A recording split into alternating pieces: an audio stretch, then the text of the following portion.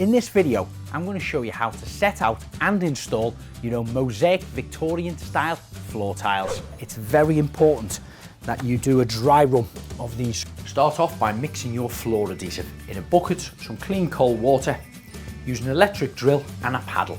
This way you'll get a nice smooth consistency that looks like this. Start to spread that out with the flat edge of the trowel, then comb that through with the notched edge. I'm using a 6mm notched edge trowel. Start to lay out the borders, straighten them up as you go with the straight edge.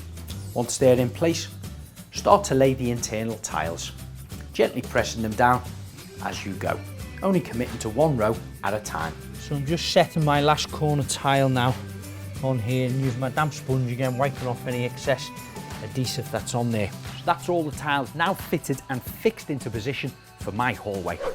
If you're looking for more 60-second tips, subscribe to our YouTube channel.